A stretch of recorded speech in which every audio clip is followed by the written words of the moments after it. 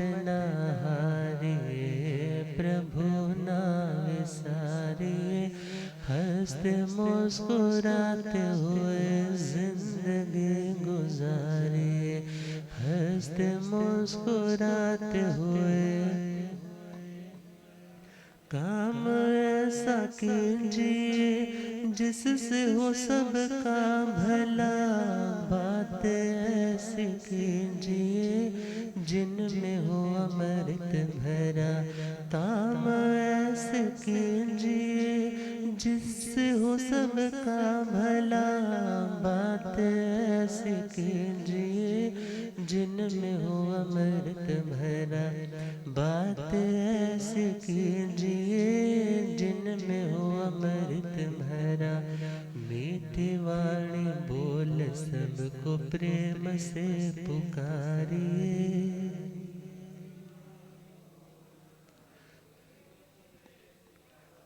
कड़वे बोल बोल के ना जिंदगी बिगाड़िए, कड़वे बोल बोल के ना जिंदगी बिगाड़िए, हिम्मत न हारिए प्रभु ना विसारिए, हिम्मत न हंसते मुस्कुराते हुए जिंदगी गुजारिए, हंसते मुस्कुराते हुए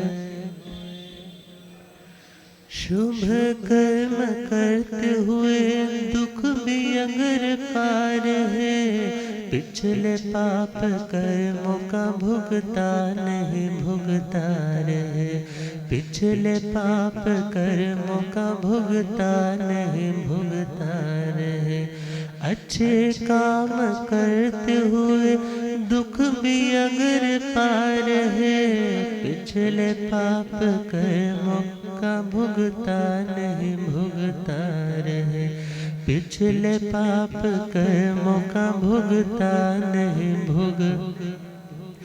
आगे मत उठाइए पिछले बोझ को उतारिए, आगे मत उठाइए पिछले बोझ को उतारिए, गलतियों से बचते हुए जिंदगी गुजारिए, हिम्मत न हारिए प्रभु ना विसारिए, हिम्मत न हारिए प्रभु ना, हंसते मुस्कुराते हुए जिंदगी गुजारिए, हंसते मुस्कुराते हुए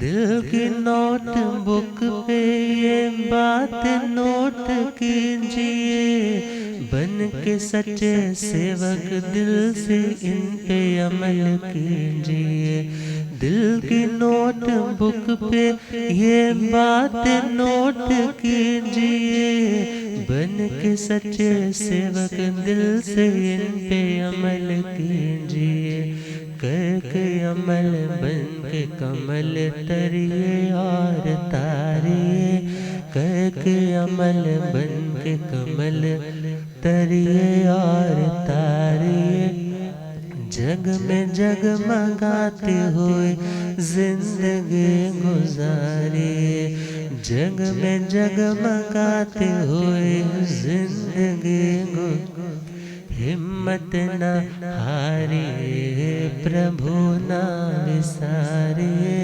हिम्मत न हारिए प्रभु ना,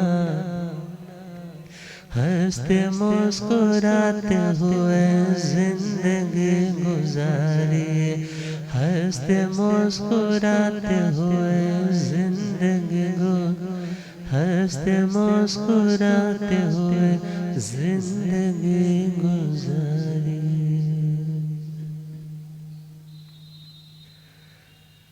धम मंगल मुकुट अहिंसा संयम देवा वेतन मनसंते जस धमे सया मणो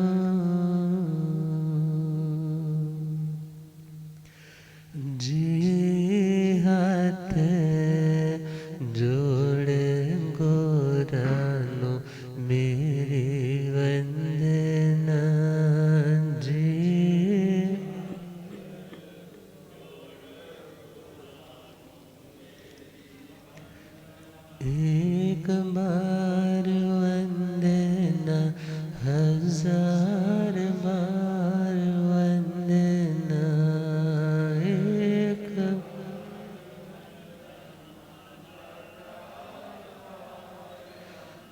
लाख बार वंदना करोड़ बार वंदना लाख बार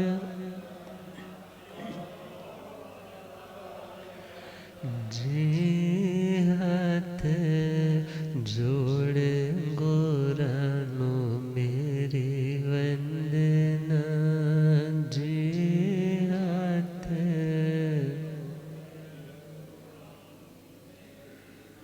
सतगुरु मेरे पार भरम है सतगुरु मेरे दिन रात जगदी जोत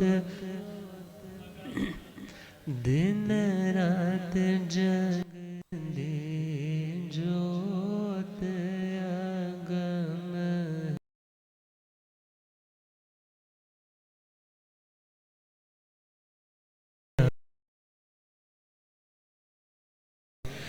जी तेरे द्वारे ते आणो नहीं हो संगना जी हाथ जोड़ गोरानो मेरी डगमग डोले नैया मेरी डगमग मुझको है सतगुरु तेरी मुझको होठ है जी ऐसा भवसागर पार लंघना जी ऐसा भवसागर पार जी हाथ जोड़ गोरानो मेरी वंदना जी हाथ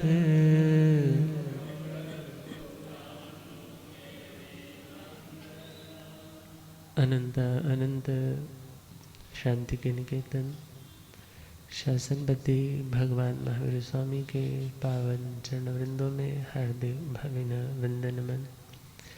मेरे अंधेरे जून को रोशनी प्रदान करने वाले परम उपकारी आगम ज्ञान के भंडार आगम ज्ञाता आगम पुरुष जिन शास्त्ररत्न हिमाचल केसरी उपाध्याय भगवंत श्रद्धे गुरुदेव श्री जितेंद्र मुनि जी महाराज साहब के पावन चरण कमलों में एवं पाठ पर विराजित उग्र तपस्वी आदर्श सेवाभावी तप शिरोमणि श्रद्धे गुरुदेव श्री रमण मुनि जी महाराज साहब के पावन चरण कमलों में हार्दिक भावना वंदन में। धर्म सभा में उपस्थित धर्म अनुरागियों सुशीलवती माताओं एवं बहनों असीम पुण्यदय से भाग्योदय से आप सबको संतों का समागम और वीतरागवाणी श्रवण करने का सुअवसर प्राप्त हो रहा है। श्रीमद् उत्तराधयंजि सूत्र नवम अध्याय नमी पवज्जा सुनाना प्रारंभ किया है। नमी महाराज मिथिला की राजधानी को त्याग करके और उसके प्रति समस्त अटैचमेंट को वहीं पर त्याग करके छोड़ करके एकांत शांत स्थान में प्रव्रज्या स्थान में उपस्थित हो चुके हैं। और इधर इंद्र महाराज जो ब्राह्मण का वेश धारण करके नमी महाराज को सन्यास से विमुख करना चाहते। या यूं कहो उनके वैराग्य की परीक्षा करना चाहते हैं कि ये वास्तव में कितने अर्थों में सच्चे वैरागी बन चुके। और उन्होंने अपना संवाद प्रारंभ किया और बात रखी कि आप क्षत्रिय सम्राट हो और एक क्षत्रिय सम्राट अपनी आश्रम व्यवस्था को कभी बिगाड़ता नहीं। जब 4 तरह के आश्रम बताए जाते हैं, ब्रह्मचर्य आश्रम, गृहस्थाश्रम, वानप्रस्थ आश्रम और चौथा संन्यास आश्रम। और आश्रम का मतलब भी यही है, आसमंता श्राम्यति, अर्थात जो व्यक्ति को पूरी तरह से थका देता है और उस व्यक्ति का बहुत श्रम, बहुत परिश्रम, बहुत स्ट्रगल करना पड़ता है जिस आश्रम में आकर के। ब्रह्मचर्य आश्रम में मन पर नियंत्रण रखने में उसे जोर लगता है। गृहस्थ दशा में आया है तो घर के क्रियाकलापों को करते हुए सबके लिए बहुत कुछ करता है, मगर करने के बावजूद भी मीठा तो कम है मगर कड़वाहट ज़्यादा है। इतना कुछ मिलने के बावजूद भी शांति के क्षण तो मानो एक मूवी में आने वाली इंटरवल की तरह है, और सारी मूवी जो चलती है वह मात्र दुख की कहानी रहती है। और जो तीसरा वानप्रस्थ आश्रम है उसमें भी साधना, अभी नए नए अधिकार छोड़े हैं, घर में दखल अंदाजी बंद की है। मन को रोकना बड़ा मुश्किल होता है। भले तुमने जुबान से कह दिया कि हाँ आज के बाद तुम्हारा जो फैसला होगा हमें मंजूर होगा, हमारा कोई इंटरफेरेंस नहीं होगा, मगर जब बच्चे कुछ गलत करने जाते हैं, गलत व्यक्ति के साथ डील करते हैं और बड़ों को पता है यहाँ से धोखा मिलेगा, अब उन्हें एक बार तो समझा दिया मगर बार बार समझाना तो चाहते हैं, मगर क्या ध्यान आता है, अब तूने इन जिम्मेदारियों से खुद को अलग कर दिया है, तुझे कुछ भी कहने की ज़रूरत नहीं। अब जो संन्यास आश्रम है वह तो सबसे डिफ़िकल्ट है ही है, क्योंकि वहाँ पर तो आपके नाम की कोई प्रॉपर्टी नहीं, आपके नाम का कुछ नहीं, आपने जो भी लेना है वो गृहस्थों के घरों से ही लेना है। अब आज नमी महाराज कह रहे हैं ये आश्रम व्यवस्था व्यक्ति के कैलिबर पे डिपेंड करती है कि वह कौन से इन 4 सेट्स में से किसको चूज करके उसको फॉलो कर सकता है। मगर अभी तो आप गृहस्थ आश्रम में बहुत अच्छे से निभा रहे हो, और ये संन्यास आश्रम गृहस्थ आश्रम के समय में त्यागना, अर्थात गृहस्थ आश्रम का समय है और आप इसे छोड़ करके संन्यास आश्रम में चले जाओगे तो दुनिया के लोग कहेंगे कि यह कायर है, जिम्मेदारियों से भागते हैं, यह जिम्मेदारियों का बोझ उठा नहीं पा रहे, इसलिए सोच रहे हैं कि रोज की इस किटकिट से अच्छा है क्या बन जाओ, साधु बन जाओ। अतः आप ऐसा काम मत कीजिए, पहले अपनी पूरी जिम्मेदारियों को अच्छे से निभाइए, घर पे रह करके पौषध कीजिए, तपस्या कीजिए, सेवा कीजिए। और बहुत समय पड़ा है, गृहस्थ दशा में भी तुम साधु नहीं भी बन पाए तो बहुत सी आत्माएं तो गृहस्थ लिंग सिद्ध भी तो होती है। तुम्हारे ही जैन धर्म में कहा है कि 15 तरह के सिद्धों में गृहस्थ लिंग सिद्ध भी होते हैं, फिर तुझे साधु बनने की जरूरत क्या है। मगर शायद अभी इंद्र महाराज यह मानने को तैयार नहीं है कि गृहस्थ लिंग जो सिद्ध होते भी है उन आत्माओं की पूर्व जन्म की साधना बहुत लंबी होती है। मानो कि उन आत्माओं ने यदि सपोज 15 सीढ़ियां हैं, वे लोग 14 सीढ़ियां तो पार कर चुके हैं, 14 राउंड तो क्लियर कर चुके हैं, उनका तो जस्ट एक ही राउंड बाकी पड़ा है। उनके साथ कंपेयर करके कि हम गृहस्थ दशा में ही रह करके सब कुछ पा लेंगे, ये भ्रम है, ये इल्यूजन है। क्यों? क्योंकि जिन आत्माओं ने पूर्व जन्म में ही इतनी साधना की, उन्हें तो आज थोड़ा सा ही करने की ज़रूरत है। मगर क्या आप जानते हो कि आपको कितना करने की अभी ज़रूरत है उस संपूर्णता तक पहुंचने के लिए?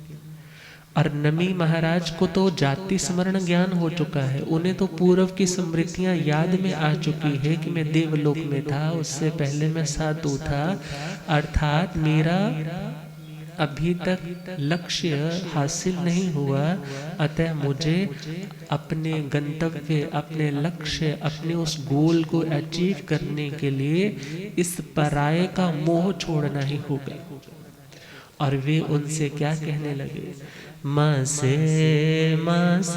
तो जो बालो को संगेण तो भुंज ने सोय खाय धमस कलम घय सोलसे।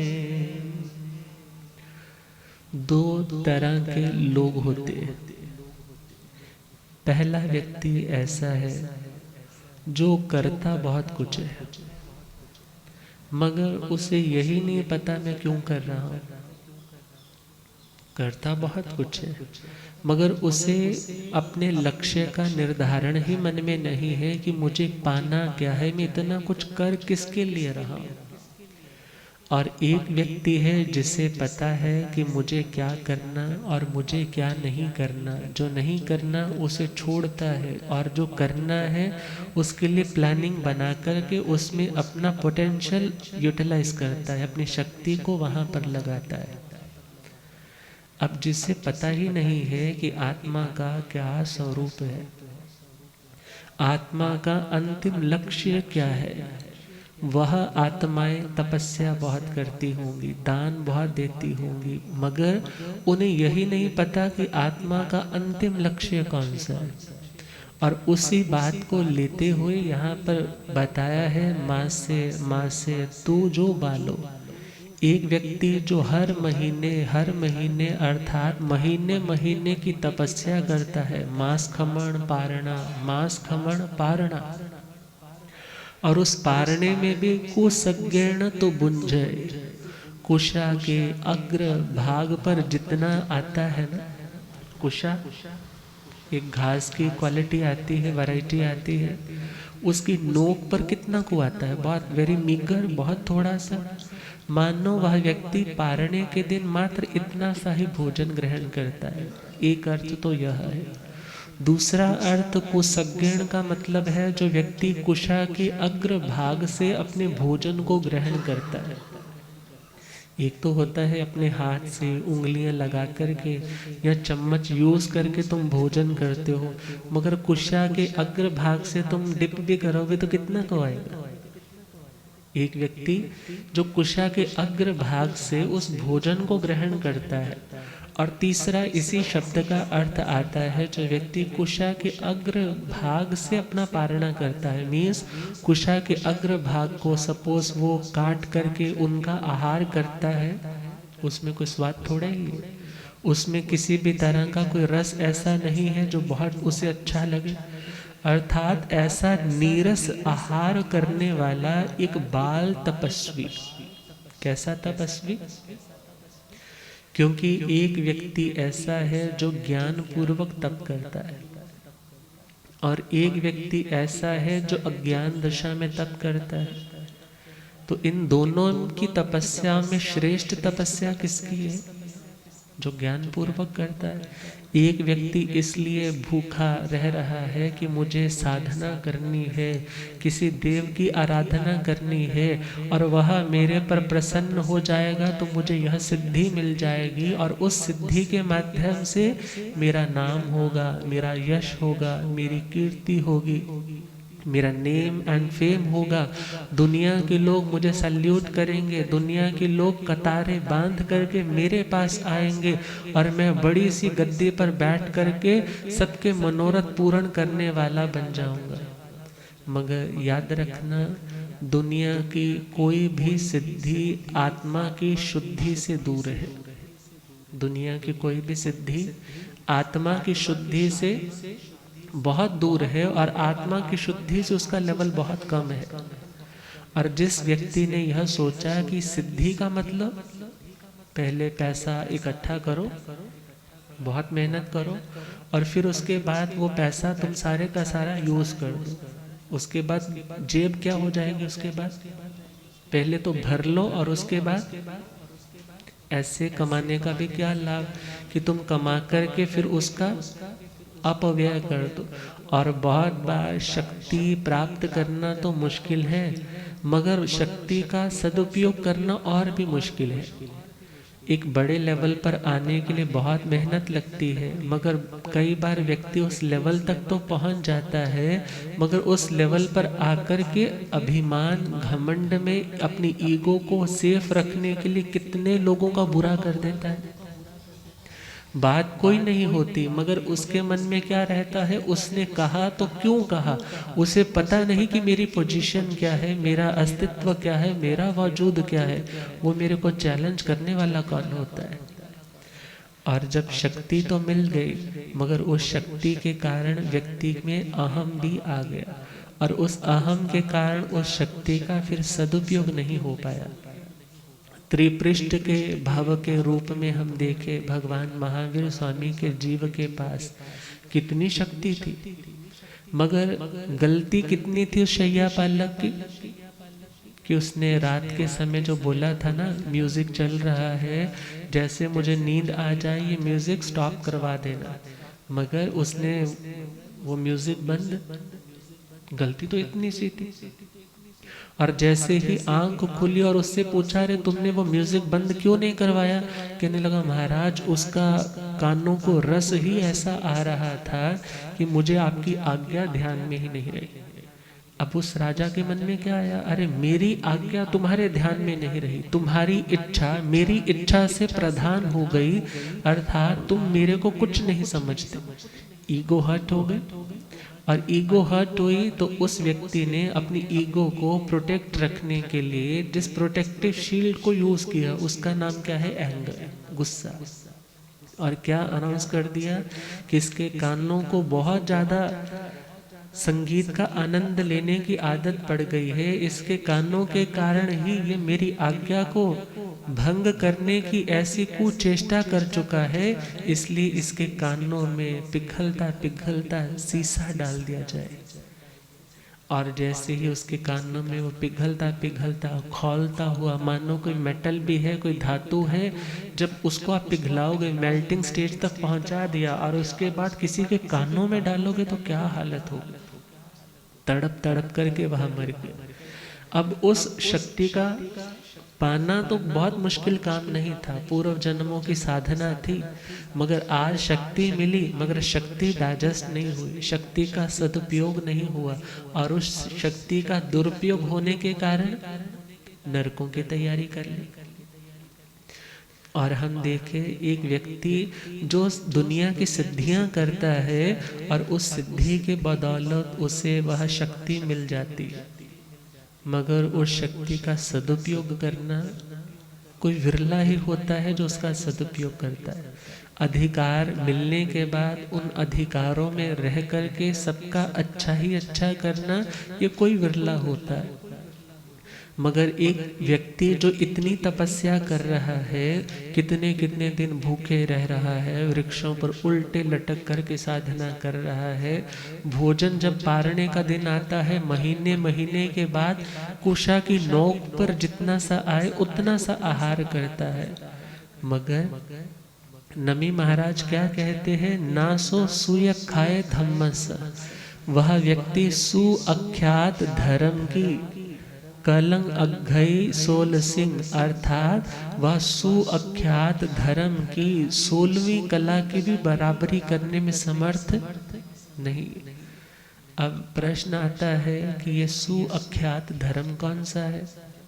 दुनिया में तो हर व्यक्ति यही बोलता है कि मेरा धर्म सबसे ऊंचा, मेरा धर्म सबसे पवित्र, मेरे धर्म को मानोगे तुम्हारा कल्याण हो जाएगा, मगर सुअख्यात का जो एक्सप्लेनेशन है वो श्रीमद् ठाणंग जो सूत्र में बताई गई है। वहाँ पर बताया तिविहे भगवया धम्मे पणत्ते तंग जहा सु अहिज्जिये सु झाइये सु तवस्सी। 3 तरह का धर्म बताया है। किसने बताया? जो वीतरागी है। कैसे है वीतरागी? वीतरागी का मतलब जिनकी जिंदगी से राग वाला कॉम्प्लेक्स भी चला गया और द्वेष वाला भी भाव चला गया। क्योंकि जब आपको किसी के प्रति राग या किसी के प्रति द्वेष होता है, आपकी स्टेटमेंट कभी प्योर नहीं होती। क्यों? क्योंकि जहाँ पर आपको किसी के प्रति अपनापन है, आप उसके दोष को ढांपने की कोशिश करोगे।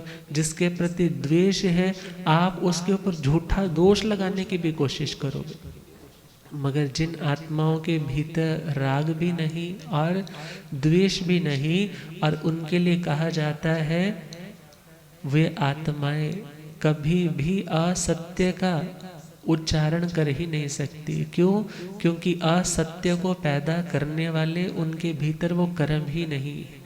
अर्थात जिन आत्माओं ने राग को भी दूर कर दिया, द्वेष को भी दूर कर दिया, और वे आत्माएं अपनी उस आत्मिक आनंद के उस प्रोसेस को शेयर करती है कि तुम ऐसा करोगे तो तुम्हें भी यह शांति मिल सकती है।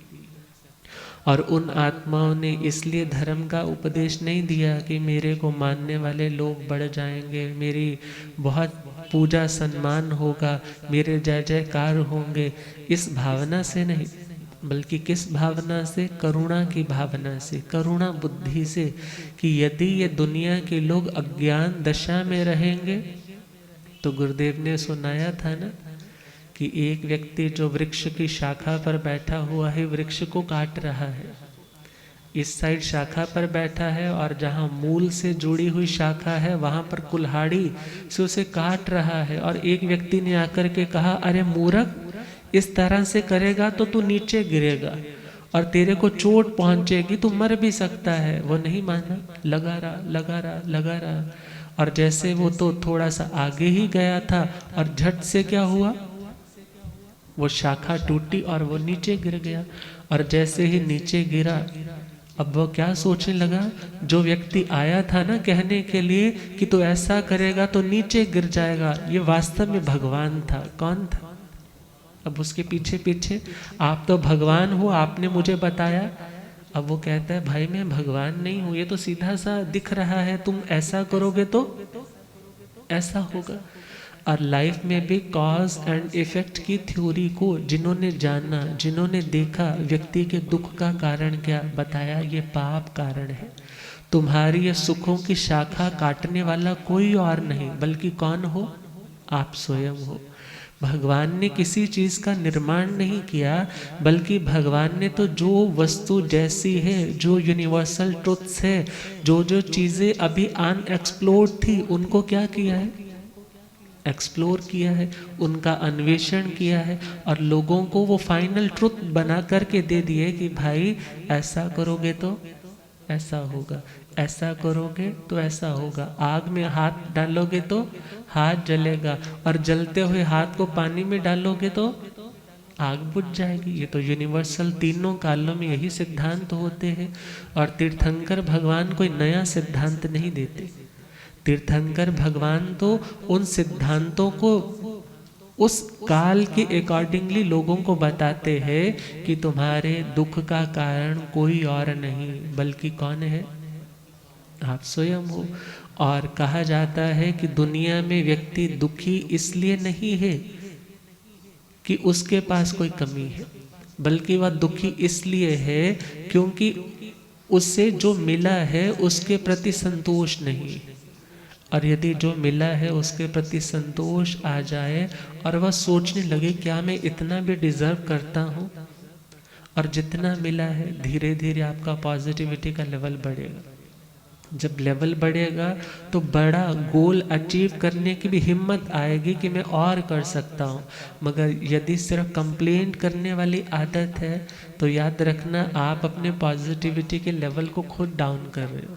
और जब डाउन हो जाएगा, आप बहुत कोशिश करते हो मगर नेगेटिव होकर के कोशिश करते हो, सफलता तो मिलने वाली है नहीं, मुझे मिलने वाला तो है नहीं, लगे रहो, सफलता नहीं मिली। यदि मिल भी गई तो आनंद नहीं मिला, क्योंकि भीतर से इतने नेगेटिव हो चुके हो।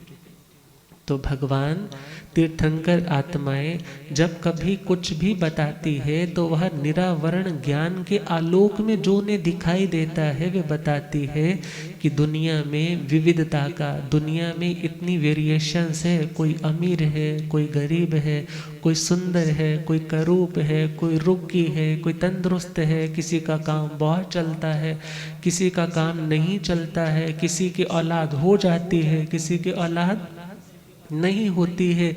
कोई व्यक्ति तो बहुत ब्रिलियंट होता है, कोई व्यक्ति बहुत मेहनत करता है, फिर भी दिमाग अच्छे से काम नहीं करता। तमाम बातों की जो जो रीजंस है, उन सभी रीजंस को बताया। दुनिया में हमें तो जस्ट इफेक्ट दिखाई देता है, हम कॉज तक तो पहुंचते ही नहीं है। हमें तो मात्र उस वृक्ष के फूल दिखाई देते हैं, हम उस मूल तक तो पहुंचते ही नहीं। मगर उन आत्माओं ने बताया कि तुम यदि आम डालोगे ना, गुठली डालोगे, तो वहां क्या आने वाला है। अब कोई बोले जी सपोज वृक्ष लगा है, अभी तो अंदर ही है, वृक्ष भी बाहर नहीं आया, अंकुर अभी नहीं फूटे, अभी तो जस्ट नीचे है। और किसी सपोज स्कैनर ने स्कैन करके बता दिया जी नीचे आम की गुठली है और यहाँ पर आने वाले 10 सालों में आम के बाग लगेंगे। और यदि कोई बोले अरे ये तो भगवान है, कह सकता है ना, अरे उसने 10 साल पहले प्रेडिक्शन कर दी थी कि यहाँ पर तो आम के पेड़ लगेंगे। बल्कि उन्होंने उस कॉज को देखा, उस हेतु को देखा, उस कारण को खोजा, और उस कारण से जो कार्य पैदा होगा उसके लिए उन्होंने प्रेडिक्शन कर दी, उसके बारे में उन्होंने बता दिया। और हम देखें, हमें कुछ भी मिलता है उसके पीछे कोई ना कोई कारण जरूर है। और यदि आज कोई समस्या है तो उस समस्या का निवारण भी हो सकता है, मगर हमारा ज्ञान प्योर होना चाहिए।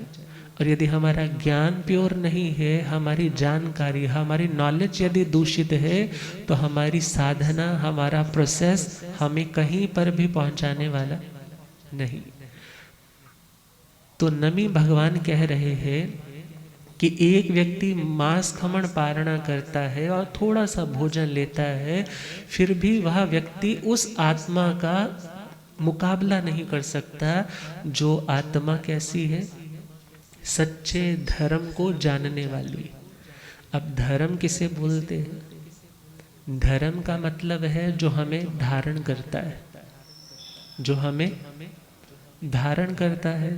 धारण करने का मतलब जो हमें संभालता है, उसे क्या बोलते हैं? उसे धर्म बोलते हैं। अब देखो, कोई व्यक्ति नौका में जा रहा था मगर नौका से गिरने लगा। अब गिरने लगा तो साथ वाले ने उसका हाथ पकड़ लिया। समझ में आता है, अरे उसने उसे धारण कर लिया, पकड़ लिया। और सपोज करो कोई व्यक्ति ऊपर से गिर रहा है, मगर जैसे ही पता चला वो ऊपर से गिर रहा है, नीचे उन लोगों ने क्या कर दिया, चद्दरें लेकर के खड़े हो गए, मोटी मोटी काफी सारी, कि वो आएगा तो हम क्या कर लेंगे, उसे धारण कर लेंगे। अब ये धारण करना तो समझ में आता है। और कहा जाता है धर्मो रक्षति रक्षिता, धर्म रक्षा करता है किसकी? जो धर्म की रक्षा करता है। आप यदि किसी की संभाल करते हो तो फिर वह व्यक्ति आपकी संभाल करता है। इसी प्रकार हम यहाँ पर देखें, धर्म की रक्षा करने का मतलब धर्म का आचरण। जब व्यक्ति धर्म का आचरण करता है तो धर्म उस आत्मा को भी सहारा देता है, उस आत्मा को आत्मबल देता है कि तूने जब किसी का बुरा नहीं किया तो तू क्यों घबरा रहा है। यदि तूने बुरा किया था तो आज भुगतान करना पड़ेगा, तू अशांत क्यों हो रहा है। अर्थात उसके मेंटल लेवल को जो डिस्टर्ब हो रहा था उसको उसने स्टेबल कर दिया। किसने? धर्म ने। और जैसे आप पहले भोजन को धारण करते हो, सपोज अच्छी डाइट ली आपने, न्यूट्रिएंट से कंप्लीट, उसमें बहुत नॉरिशिंग डाइट है, पौष्टिक आहार आपने पहले धारण किया। आपने वो भोजन धारण किया तो फिर वही भोजन आपके सर्वाइवल का भी कारण बन जाता है। मीन्स आपको भी धारण वही करता है। आपने पहले किसको धारण किया? भोजन को। और उसके बाद किसने आपको धारण किया? भोजन ने। अर्थात पहले हम धर्म को धारण करें, धर्म को समझे, धर्म को आचरण में लेकर के आए, फिर उसके बाद कौन हमें धारण करता है? वो धर्म फिर हमारी रक्षा करता है। और विचार करना, दुर्गतो प्रपतंतम आत्मानं धारेति इति धर्मा। ये धर्म शब्द की व्याख्या के रूप में एक परिभाषा दी जाती है। दुर्गति में जा रही आत्मा को जो उठा करके सदगति में शिफ्ट कर दे, ट्रांसफर कर दे, उसका नाम क्या होता है? धर्म होता है। अब दुर्गति का बड़ा सिंपल सा लोगों के मन में अर्थ हमेशा यही घूमता है। दुर्गति का मतलब नरक में जाएगा, पशु बनेगा। दुर्गति का पहले आप मीनिंग समझो। गति का मतलब होता है दशा।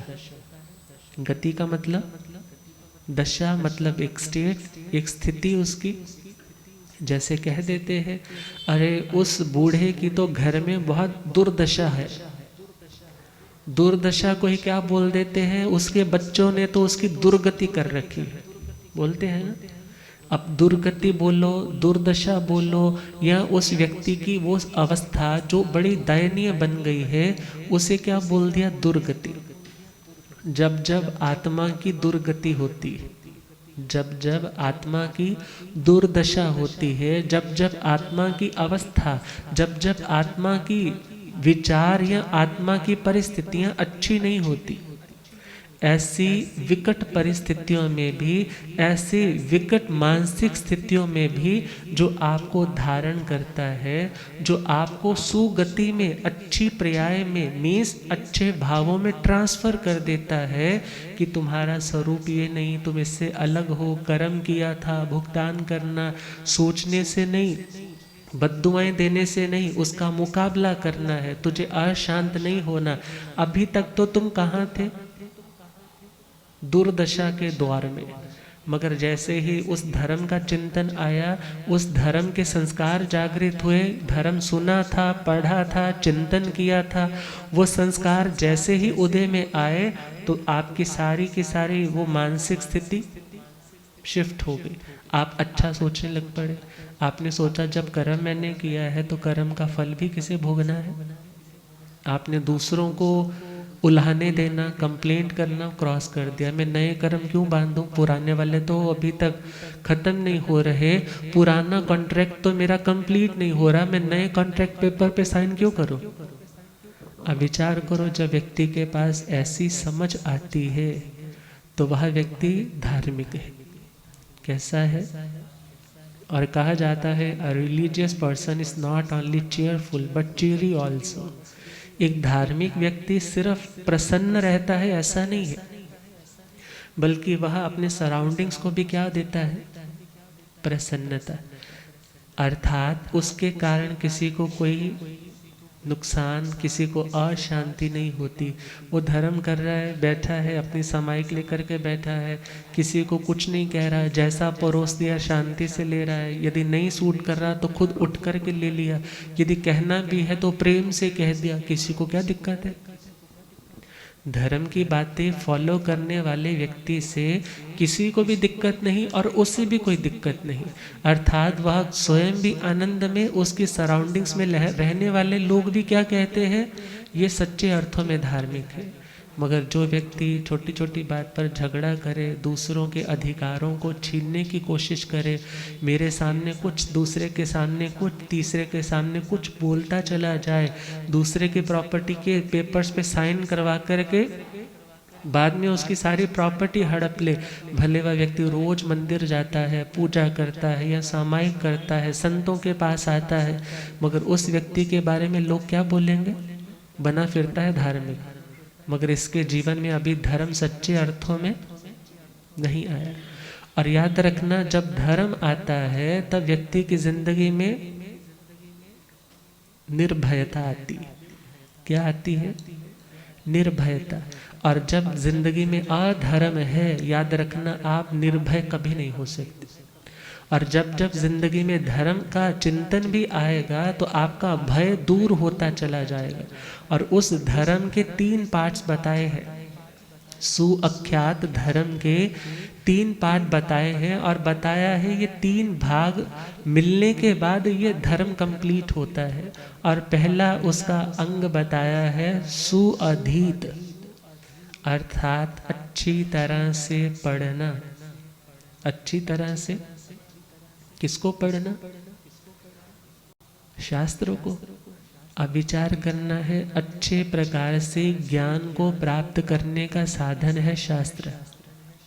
मगर हम देखें जिनके पास अभी सम्यक ज्ञान नहीं है, जिनके पास नॉलेज ठीक नहीं है, अरे विचार करो ना, आपको यदि साथ वाली पड़ोसन ने रेसिपी ठीक नहीं बताई, ढोकला बनाने लगे थे, रेसिपी गलत बता दी, आप बड़ा कुछ कर रहे हो, घोल घोल रहे हो, मगर जब बनाने लगे तो आपका वो काम क्यों नहीं बना? क्योंकि रेसिपी देने वाले ने या तो रेसिपी ठीक नहीं दी, सुनने वाले ने वो रेसिपी अच्छे से सुनी नहीं, और यदि सपोज कोई डाउट था तो उस डाउट को क्लियर करने के लिए वहां पर गया नहीं कि मेरे को दोबारा बता दो, मुझे पूरे से समझ में नहीं आया। और यदि रेसिपी मिल गई तो उसके बाद उसको फॉलो नहीं किया। और विचार करना, जिससे आनंद शांति को अटेन करना है, वहाँ तक पहुँचना है, उसको पहले उसकी रेसिपी भी सुननी होगी।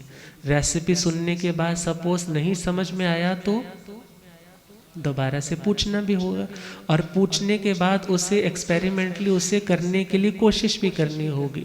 और फिर जाकर के यदि उसका वो काम ठीक हो गया ना, तो फिर वह औरों को भी रेसिपी बांटता फिरेगा कि तुम ऐसा बना लो, घर पर कोई रिश्तेदार आता है, तुम ऐसे बनाकर देखो, बहुत टेस्टी बनता है, ये बहुत अच्छा बनता है।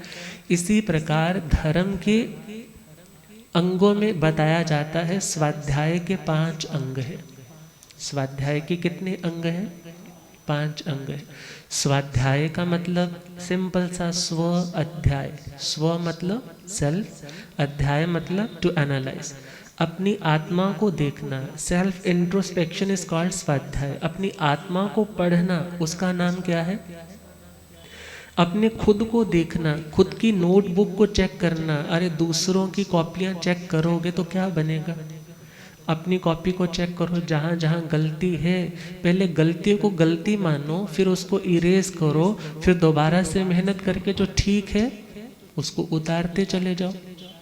मगर हमारी ज़िंदगी किस में बीत जाती है? दूसरों की कॉपी पे चेक करेंगे, दूसरे पे इरेज़र भी लगाने की कोशिश करेंगे, दूसरे की ओवर राइटिंग भी करने की कोशिश करेंगे, मगर अपनी कॉपी को तो देख ही नहीं रहे। और जब खुद की कॉपी को नहीं देखोगे तो याद रखना, जब रिजल्ट आएगा, कॉपी चेक होगी तो मार्क्स कम आएंगे।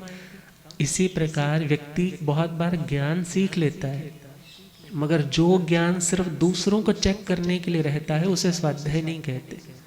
और जिस ज्ञान के माध्यम से आप सेल्फ इंट्रोस्पेक्शन, सेल्फ एनालाइज करते हो, अपने खुद को रेक्टिफाई करते हो, जहाँ जहाँ गलतियाँ हैं उसे इरेज करने की कोशिश करते हो। पहले गलती पहचानोगे, ज्ञान होगा तो गलती पता चलेगी। गलती पता चली है तो उसके बाद उसे तुम रब भी करोगे, उसे मिटाओगे भी, और जो सही है, जो ठीक है, फिर उसको आप उतारोगे। इसी प्रकार स्वाध्याय का मतलब खुद को देखना, खुद को पढ़ना, खुद की कॉपी को बिल्कुल ठीक करना, एक अर्थ यह है। दूसरा स्वाध्याय का अर्थ रहता है शोभना अध्याय इति स्वाध्याय, अच्छा अध्ययन करना। कैसा अध्ययन? अच्छा अध्ययन करना। अच्छा का मतलब जो हमारे लिए हितकारी है, जो हमारे लिए अच्छा है, जो हमारे लिए बेनिफिशियल है, ऐसी बुक्स का अध्ययन करना, उन्हें पढ़ना। क्योंकि कहा जाता है a man is known by the company he keeps and the books he reads. एक व्यक्ति को आप जानना चाहते हो ना, यह कैसा है, तुम देखो ये कैसे लोगों के साथ उठता है, बैठता है, बातचीत करता है। जब लड़की का रिश्ता करना होता है ना, तो लड़की वाले क्या करते हैं, लड़के वालों के घर के पास वाली दुकानों से पता करते हैं कि ये सिगरेट पीने तो नहीं आता। ऑफिस के पास चेक करते हैं ये इस व्यक्ति का बोल व्यवहार कैसा है, पैसा कहीं ये तो नहीं है कि पैसा देकर ही नहीं जाता, उधार ही चलता रहता है। उसकी मेंटेलिटी को रीड करना चाहते। इसी प्रकार हम देखें व्यक्ति का पता कैसे चलता है, वह व्यक्ति कैसे लोगों के साथ उठता है, बैठता है, आता है, जाता है, पता चल जाता है। क्यों? क्योंकि जैसी कंपनी में उठे बैठेगा धीरे धीरे वो रंग उसके ऊपर भी चढ़ने वाला है। और दूसरा पॉइंट दिया है, किसी को तुम जानना चाहते हो तो यह देखो कि उसके पास जो बुक्स की कलेक्शन है, जब कभी वो किताब पढ़ता है, कौन सी किताब ज़्यादा पढ़ता है। जो किताब वो ज़्यादा पढ़ता है, इट मीन्स जैसा पढ़ेगा वैसा सोचेगा, जैसा सोचेगा वैसा बोलेगा, जैसा बोलेगा वैसा करेगा, जैसा करेगा बार बार करेगा। Repeated actions make a habit, और वह उसकी आदत होगी। और जैसा वो रोज करने वाला है वो उसकी आइडेंटिटी होगी, वह उसकी पहचान होगी व्यक्ति कैसा है। और आज की भाषा में बोले तो माँ यदि अपने बच्चों का मोबाइल चेक कर लेती है ना, ये क्या स्क्रॉल करते हैं, क्या निकालते हैं, तो पता लग जाए मेरा बच्चा कैसा है। मगर इतनी हिम्मत कहाँ, झगड़ा कर लेंगे। मगर विचार करो, जहाँ पर इतनी अवेयरनेस है अपने बच्चों के प्रति भी, तो हाँ वो बच्चे बिगड़ने वाले नहीं है, वो आपके हाथ में कंट्रोल में है। और वे स्वयं आने वाले भविष्य में सेल्फ कंट्रोल करना सीख पाएंगे। और हम देखें स्वाध्याय का मतलब अच्छा अध्ययन करना, और स्वाध्याय का अर्थ एक आता है सुष्टु अध्याय इति स्वाध्याय, मीन सुंदर अध्ययन करना, अच्छी प्रकार से बड़ी कंसंट्रेशन के साथ पढ़ना, उसका नाम भी क्या है, स्वाध्याय। और कहा जाता है स्वाध्याय सभी दुखों से मुक्त करवाने वाला है। भगवान तो कहते हैं सज्जाए सब दुख विमोक्षणे। स्वाध्याय सभी दुखों से आत्मा को मुक्त करवाने वाला। सपोज आप बहुत डिस्टर्ब हो, बहुत मेंटल प्रेशर है आपके ऊपर, बहुत आप एंग्शियस हो रहे हो, मगर आपने किसी बुक को सिलेक्ट कर रखा है। जब जब आपको अच्छी गाइडलाइंस चाहिए होती है, आप पढ़ते हो, आपको बहुत अच्छी लगती है, आपने पढ़ते समय उनको हाईलाइट कर रखा है या अलग से उतार रखा है, या उन रिकॉर्डिंग्स में से क्लिप्स बना करके रखे हुए हैं। और जब जब आप अशांत हुए, आपने क्या किया, उनको पढ़ा, उनको सुना। क्योंकि कहा जाता है मोहब्बत कर लो अपनी किताबों से बेइंतहा दोस्तों। एक दुनिया में यही वो शख्स है जो कभी अपनी बात से बदलते नहीं, वरना दुनिया में लोग अभी तो कुछ स्टेटमेंट देंगे और दूसरी बात कुछ और देंगे। मगर किताबें जो आपने सिलेक्ट की है, और कहा जाता है किताबें भी कैसी, some books are meant to be tasted and some books are meant to be chewed and some books are meant to be swallowed whole। कुछ किताबें ऐसी है जिनको जस्ट आपको टेस्ट करना है। शादी पे जाते हो, कितने स्टॉल होते हैं, बोलते हैं महाराज जी हम गए थे वहाँ तो 50 तरह का तो फ्रूट था, और पानी के शरबत भी अलग अलग फ्लेवर के थे, अलग अलग ड्राई फ्रूट था, अलग अलग तरह का सैलड का स्टॉल था, और जो फास्ट फूड है उसके अलग कई ढेर सारे स्टॉल्स थे। मगर याद रखना वो सारे स्टॉल आपके लिए तो नहीं है कि आपके लिए हैं सारे स्टॉल, बल्कि आपको देखना है कि मेरी प्रकृति, मेरी शरीर के अकॉर्डिंगली कौन सा आहार सही है। फिर उनमें से जाकर के आप थोड़ा सा टेस्ट करते हो, ठीक नहीं लगा ना, फिर आप उसको लेते नहीं हो, आप कहते हो नहीं दूसरा चेक करता हूँ, वो भी सूट नहीं है। आपकी प्रकृति, प्रकृति मतलब आपकी इस फिजिकल नेचर के अकॉर्डिंग नहीं है। सपोज आप वात रोगी हो, गैस्ट्रिक प्रॉब्लम रहती है, तो उसको बढ़ाने वाला आहार करोगे तो तुम दुखी हो जाओगे। भोजन तो किया इसलिए कि पेट भर जाए, मैं शांत हो जाऊं, वो भूख सही नहीं जाएगी, इसलिए आहार किया, मगर आहार करने के बाद तुम और परेशान हो गए।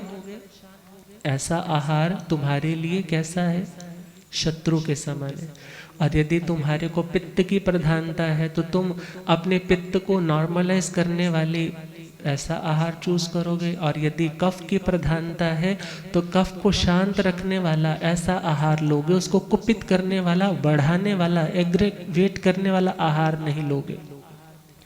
और विचार करो तुम वहाँ पर गए, वहाँ पर चेक कर लिया। इसी प्रकार some books are meant to be tasted. कुछ किताबें तो ऐसी हैं मात्र तुमने स्वाद लेना है, थोड़ा सा ले लिया, पढ़ लिए, मगर वो किताबें तुम्हारी आत्मा के स्वभाव से मैच नहीं करती, तुम्हारी आत्मा को अच्छे संस्कार देने वाली नहीं है।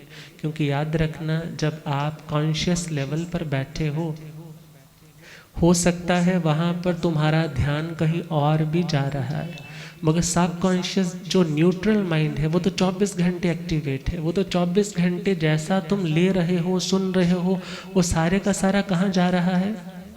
उस न्यूट्रल माइंड में सारा डाटा फीड होता चला जा रहा है। कॉन्शियस माइंड तो जस्ट लाइक उस गार्डनर की तरह है जो बागबानी बगीचे के बाहर बैठा है, मगर जो ग्राउंड है वो ग्राउंड तो नहीं जानती कि सामने वाला जो एंटर कर रहा है वो बादाम के सीड्स लगाने आया है या वो व्यक्ति धतूरे के सीड्स लगाने आया है या नीम के सीड्स लगाने आया है या कांटों वाली किसी वनस्पति को वहाँ पर बीजने आया है। वो वनस्पति तो वनस्पति है, और आने वाला जो विचार देने के लिए आया है, पहली आपकी क्वालिटी होनी चाहिए कि आप उस वॉचमैन की तरह, उस अच्छे गार्डनर की तरह पहले ही देख लो ये विचार कैसा है। और यदि ध्यान नहीं दिया ना तो याद रखना वो ग्राउंड न्यूट्रल है। वो ग्राउंड नहीं बोलेगी तुम्हें ये वाला पौधा मत लगाओ, ये पौधा खराब है, ये पौधे में कांटे ही कांटे पैदा होंगे, वो नहीं बताएगा। और जब आया है, बोया है, तो समय आने पर उसकी खेती भी बनेगी, और यदि कांटे हैं तो कांटों का सामना भी करना पड़ेगा। इसी प्रकार कॉन्शियस लेवल पर तुम 12 घंटे, 13, 14, 15, 16 घंटे तक जागृत रहते हो, मगर सोने के बाद भी कौन सा माइंड चलता है? वो सबकॉन्शियस माइंड, वो अवचेतन मन। और जो जो दिन भर तुमने सुना है, भले गलत सुना था, आधा सुना था, कुछ भी तुम सोच करके सो गए, वो इतना कुछ डाटा सुना था, अब वो सारा बाद वाला काम कौन पूरा करेगा? वो सब कॉन्शियस में। बहुत बार इसके फ़ायदे भी होते हैं, नुकसान भी होते हैं। फ़ायदे कब होते हैं? जब तुम्हें कोई रास्ता सूझ नहीं रहा, तुम अपने मन को इस तरह से कह कर के सोते हो कि मुझे इसका उत्तर चाहिए। भले तुम उसमें भगवान को इनवाइट करते हो, गुरु को याद करते हो कि गुरु जी मेरा मार्गदर्शन करो। और बहुत से लोगों को, हमारे पास तो प्रैक्टिकली ऐसे लोग आते हैं जो बताते हैं कि हमारा डिवीज़न का टाइम था और समझ नहीं आ रही थी, 2 भाई हैं, किस तरह से डिवीज़न करें, बस आप ही मुझे बताइए, रास्ता दूर है, मैं पहुंच नहीं सकता। और बोला मेरा रात के 12-1 बजे के बाद हल्का हल्का सा कुछ होने लगा।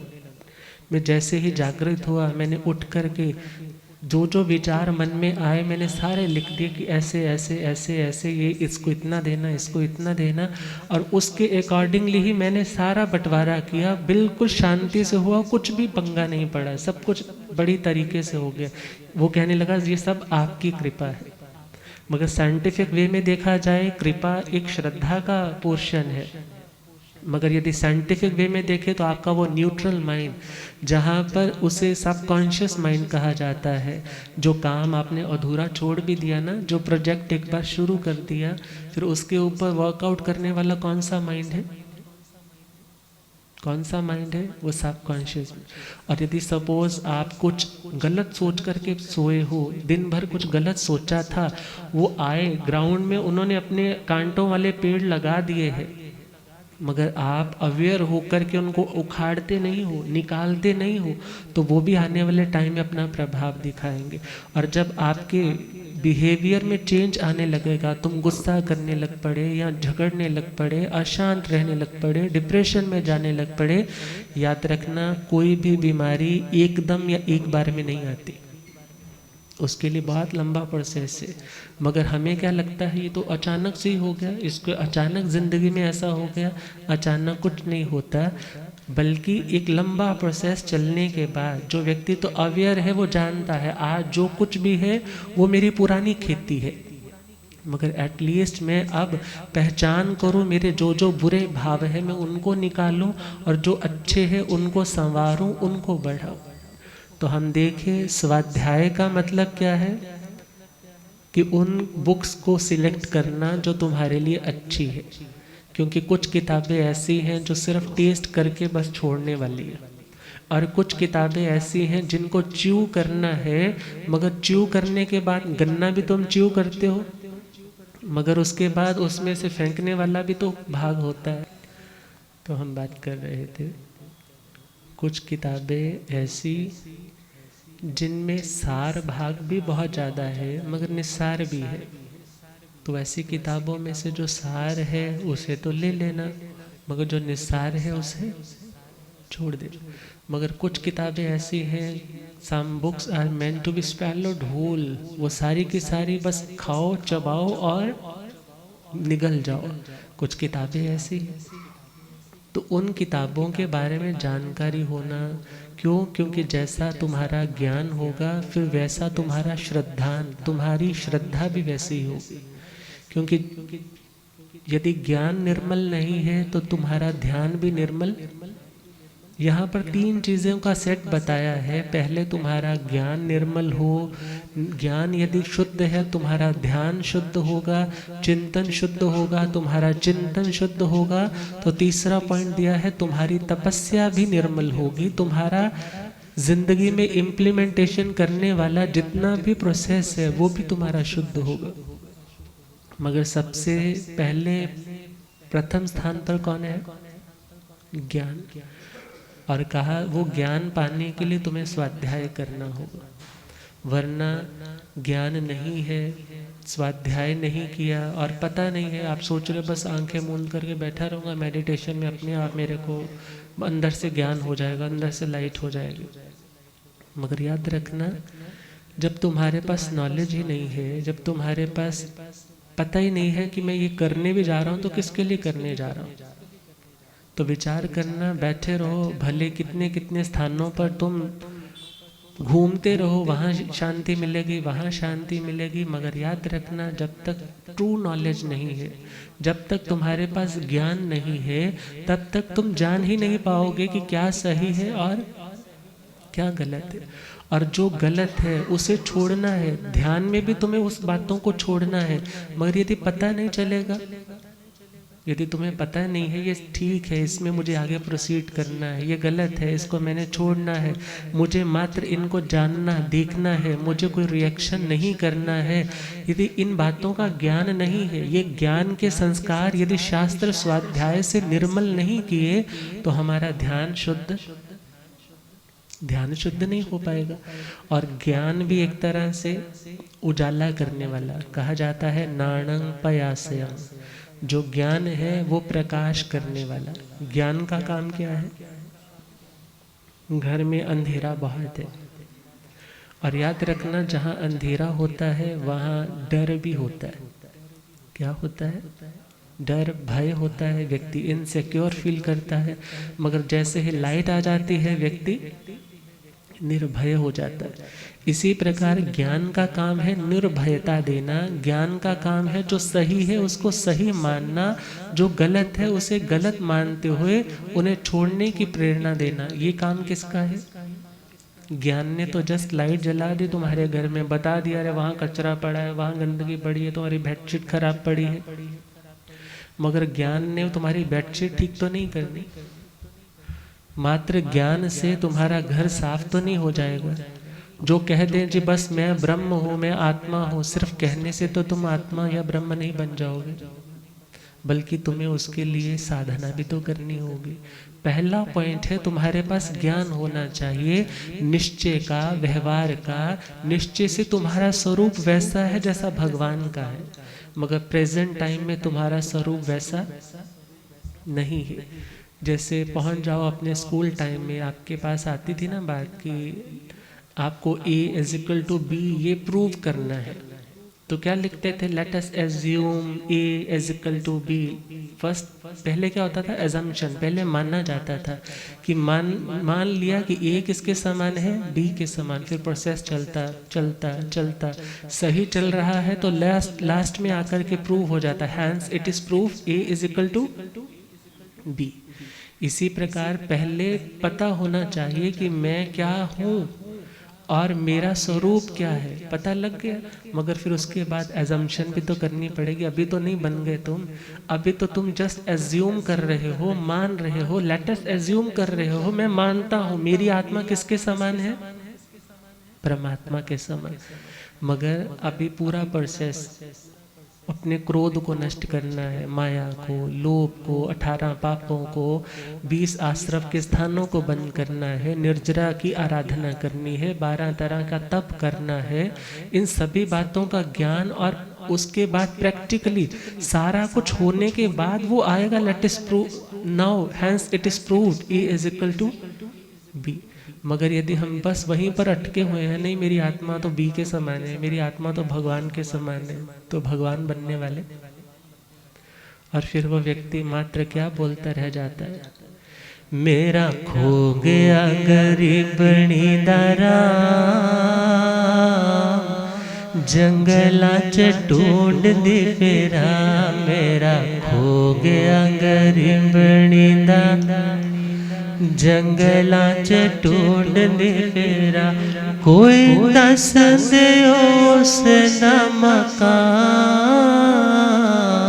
जंगला च ढूंढ दे फेरा, मेरा खो गया गरीबणी दा, जंगला च ढूंढ दे फेरा, सूरजा ते टोल दी मैं चंदरा ते टोल दे, चंदरा च टोल दे, सूरजा ते टोल दी मैं चंदरा च टोल दे, मंदरा च टोल दी मैं कंदरा च टोल दे, कंदरा च टोल दे, मंदरा च टोल दे मैं कंदरा च टोल दे, कंदरा ओए टोल दे मैं सारा ही जहां, जंगला च ढूंढ दे फेरा, मेरा खो गया गरीबणी दारा, जंगला च ढूंढ दे फेरा, मेरा खो गया गरीबणी दारा, जंगला च पीरानो वितक्या फकीरानो वितक्या, फकीरानो वितक्या, पीरानो वितक्या फकीरानो वितक्या, फकीरानो शाहानो वितक्या, हकीरानो वितक्या, हकीरानो वितक्या, तकिया में हर इंसान, जंगला च ढूंढ दे फेरा, मेरा हो गया गरीबणी दारा, जंगला च। और ध्यान दो, भगवान के समय में भी 363 मत चलते थे, और उनमें क्रियावादी, अक्रियावादी, अज्ञानवादी और विनयवादी। क्रियावादियों ने कहा कि तुम्हें आत्मा को मानना है, भगवान की उस भगवत दशा को भी मानना है, और तुम्हें कर्म भी करना है। और अक्रियावादियों ने कहा कुछ करने की ज़रूरत नहीं है, जो कुछ भी हो रहा है अपने आप हो रहा है, तुझे करने की कोई ज़रूरत, जो होना है बस अपने आप हो जाएगा, तुम क्यों सोच रहे हो। विनयवादी कहने लगे बस तुम हर व्यक्ति की विनय करो, कुत्ता आ जाए तो वो भी भगवान है, कोई आदमी आ जाए तो भी भगवान है, चोर आ जाए तो भी भगवान है। और जो अज्ञानवादी थे वो बोले कोई नॉलेज सीखने की ज़रूरत नहीं है, दुनिया में सारे झगड़े किनके हैं, जो ज़्यादा पढ़े लिखे हैं ना, टकराव उनमें ज़्यादा होता है। जो बेचारे अनपढ़ हैं उनको पता ही नहीं है सरकार क्या कर रही है, या कोई नेता क्या कर रहा है, या कोई व्यक्ति उसको ठग रहा है, उसको कोई लेना देना ही नहीं बेचारे को।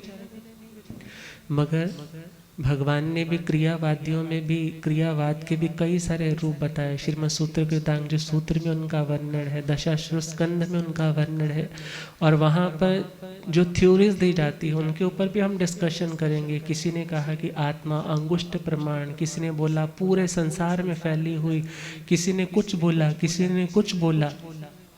मगर इन सभी मतों को जानना, जानने के बाद जो सही है उसको फॉलो करना, और जब तक उस सत्य का साक्षात्कार नहीं होता, बस उसी गरीबी की दशा। वो क्या गुनगुनाया जा रहा है, मेरा खो गया गरीबणी दरा, जंगला च ढूंढ दी फेरा, मेरा खो गया जंगला च इथे उथे वाले सब छड़ के ते सपने, छड़ के ते सपने, इथे उथे वाले सब छड़ के ते सपने, छड़ के ते कुटिया बुहार के मैं बैग कर अपने, बैग कर कुटिया बुहार के मैं बैग कर अपने, बैग। ओ मैनू आन मिले मेरे राम, जंगला च ढूंढ दे फेरा, मेरा खो गया गरीबणी दरा, जंगला च। ओ कोई दस दे उसदा मकान, जंगला च ढूंढ दे फेरा, मेरा खो गया गरीबणी दरा, जंगला च। और जंगलों में ढूंढने का मतलब क्या है? व्यक्ति सोचता है सुख वहाँ होगा, सुख वो मेरा हो जाएगा ना तो सुखी, मैं सुखी हो जाऊंगा। मेरा वो काम नहीं बन रहा ना, वो मैं बन जाएगा तो मैं सुखी हो जाऊंगा। ये मुझे अचीव नहीं हो रहा, ये हो जाएगा मैं सुखी हो जाऊंगा। ये जिंदगी से दूर चला जाएगा ना तो सुखी हो जाऊंगा। मगर याद रखना, जो सुख है वो अपनों में नहीं है, वो अपने में है। अपनों में मतलब वो मेरा मित्र, वो मेरा शत्रु, मेरापन किया ना, अपनापन किया। मगर जहाँ पर ऐसा भाव होगा वहाँ सुख है ही नहीं। सुख कहाँ है? अपने में, सेल्फ में है, सेल्फ इंट्रोस्पेक्शन। और वहाँ तक पहुँचने के लिए ज्ञान का होना परम आवश्यक है, क्योंकि शुक्ल ध्यान के भी पहले 2 चरण वही कर सकता है जिसका स्वाध्याय उत्तम है, श्रेष्ठ है, जो पूर्वधर है। और देखा जाए जिसके पास ज्ञान ही नहीं है, फिर वो आगे भी कहाँ से बढ़ेगा? जब शुक्ल ध्यान नहीं तो ध्यानातीत होकर के मोक्ष में भी कैसे पहुँचेगा? अतः ज्ञान जरूरी, पहला उस सुअख्यात धर्म का अंग है सम्यक ज्ञान। अब इसके ऊपर हम कल चर्चा करेंगे। अब पूज्य श्रद्धेय गुरुदेव जी हमारे सब कृपा करेंगे। ओम शांति।